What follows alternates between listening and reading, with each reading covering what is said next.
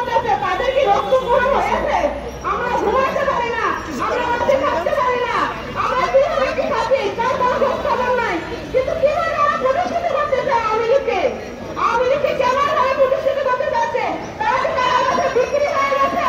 প্রশাসন বিভাগ কি কারার কাছে বিক্রি হয়ে গেছে? তারা কত টাকা খেয়েছে আমাদের সন্তানদের বিনিময়ে?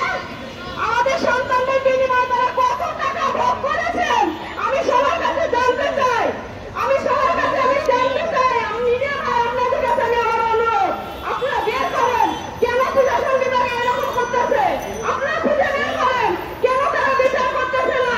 আপনারা খুঁজে বের করেন আমার সন্তানদের কেন বিচার হচ্ছে না, আমার সন্তানদের কেন অবহেলন করে এই বাংলার মাটিতে নির্বাচন দেওয়া হচ্ছে। তাহলে কি যারা নির্বাচন চাচ্ছে তারা কি হত্যাকাণ্ডের বিচারটা হতে দিতে চাচ্ছে না? তারা কি তাদের সাথে হাত মিলিয়েছে? আমি আমার সন্তানদের বিচার না হওয়া পর্যন্ত এই বাংলার মাটিতে কোনো নির্বাচন হতে দিব না। আমরা রাজপথে নামবো, সচিবালয় ঘেরাও দেব, আমরা সবকিছু করতে বাধ্য আছি। আমাদের আদরের সন্তান যাকে ভাড়ানোর ভয়ে বাবা মা লুকিয়ে থাকতো তারাই আমাদের চলে গেছে। আমরা কাকে দেখে ভয় করবো? আমাদের ভয় করার কোনো রাস্তা নাই। আমাদের সন্তানরা দেখে গেছে, রাস্তা দেখিয়ে দিয়েছে। আমরা কারো কাছে ভয় করার কিচ্ছু নাই। আমাদের সন্তানদের রক্তের বিনিময়ে আমাদের এই সরকার গঠিত হয়েছে। এই সরকার থাকা অবস্থায় আমাদের সন্তানদের বিচার চাই। ট্রাইব্যুনালে আমরা বড় হুঁশিয়ারি দিতেছি, যদি আমার সন্তানদের বিচার এখনো না করা হয় আমরা তখন ট্রাইব্যুনাল ঘেরাও দিব।